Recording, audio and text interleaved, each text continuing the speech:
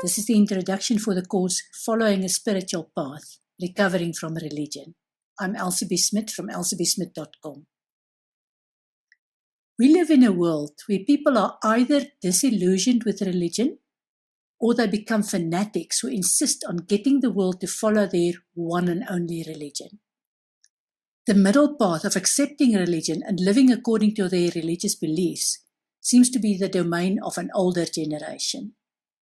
The younger generation seems to want excitement and entertainment rather than a moral compass.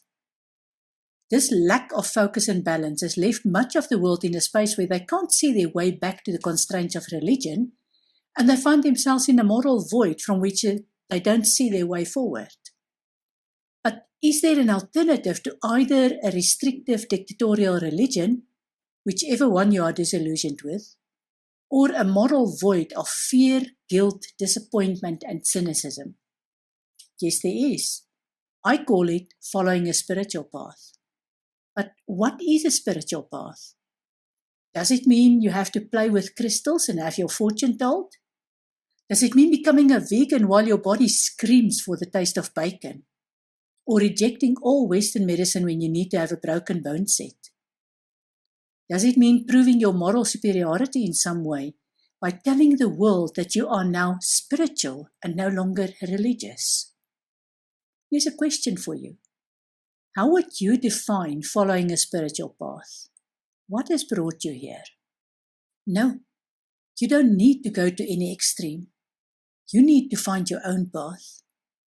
And that sounds like a very daunting task.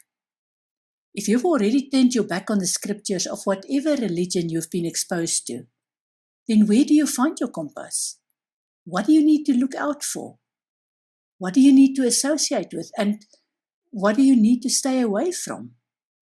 I'd like to present this course to you in 3 sections, which cover a range of topics. In section 1, I will alleviate your concerns about choosing spirituality as opposed to religion. If you have a religious background, I'll explain why you shouldn't throw the baby out with the bathwater. I'll provide a different view on religion and religious practices without getting back into the pay, pray, and obey mode. I'll answer the obvious questions that I had, as well as questions that many of my clients have struggled with over the years. You'll also get some basic knowledge about meditation and dreams. I won't only explain how dreams are caused in your brain, but also help you understand what the purpose of dreams are and how the information you glean from dreams can help you in your waking life. Did you know that meditation physically strengthens your brain, apart from the multitude of other benefits it provides? Did you know that there are ways of using spiritual weaponry to make your daily life easier and protect your body? And yes, crystals are part of those, but pet rocks are not. There are also other practices that you are so familiar with that you stop questioning them, or maybe you never questioned them. How is it that you think about a person and then that person contacts you or sends you the item or information that you've been waiting for? How does that work? Are you familiar with your spirit guides, guardian angels, and ancestors? Or are these just New Age ideas with no meaning? Section 2 will provide more complex knowledge and open more areas to explore. Did you know that there are universal laws that span across all religions and philosophies? You'll learn more about spiritual or energy healing and how the human body was designed to heal itself. We are very good at adding obstacles such as fear, guilt, doubt, non-belief, and any reason we can find not to let our bodies do what comes natural for them. We will also look at the messages in repetitive patterns that are highlighted in, for example, numerology and crop circles. I will introduce you to the fascinating world of quantum physics and how that confirms esoteric knowledge. Have you ever thought twice about the tree of knowledge of good and evil and what that means in your daily life? Of course, you're aware that bad things happen to good people. But have you ever asked why this is so? And why a benevolent God allows this to happen? In section 3, you will learn that living a spiritual life is not just a fashionable choice. Are you ready for the responsibility that comes with the choice? I will explain the domino effect where you conquer one demon in your life and suddenly a lot of pieces fall into place. This alone makes it worth working on all your issues.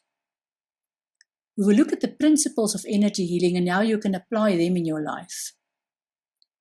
You will also be introduced to the topic of spirals and how the knowledge of spirals with its link to quantum physics explains your worst life experiences and how you can achieve forgiveness. And no, this is not the version of forgiveness where you are expected to turn the other cheek and become a doormat. And you thought that being spiritual is only about being psychic and about interpreting tarot cards. I will explain what tarot cards are about and why I never use them when I do psychic readings for clients. Do you know what the magic is that allows psychics and mediums to do what they do? And here's something that too many psychics and mediums don't bother much about: the ethics of working as a spiritual worker and dealing with the immensely powerful knowledge we gain while doing this work. I'm not talking about getting enough secret information to blackmail a client, of course not, but rather about how the information needs to be conveyed and how to understand not only the psychic message that's conveyed to one person, but the bigger picture that is revealed by means of psychic readings. In conclusion, I'll definitely not tell you what you should believe or not believe. Any spiritual practitioner who does that should enter politics and leave the esoteric behind. There are a few billion people on this earth, and each one of us have our own spiritual path. Some people will openly claim to have a spiritual path, while others will vehemently claim to be religious and not have anything to do with spirituality. My answer to that is that every person on this earth has a capacity for love, no matter what they believe. And in my book, that makes every one of us a spiritual being with a spiritual path. Who says mine is better than yours? I will also not try to turn you into a psychic. You can already find a psychic behind every bush. Why not rather understand the world they are dealing with and live a better life using this knowledge? I wish you well on your journey, and may you experience more miracles than you ever imagined are possible. I'm Elsabie Smit.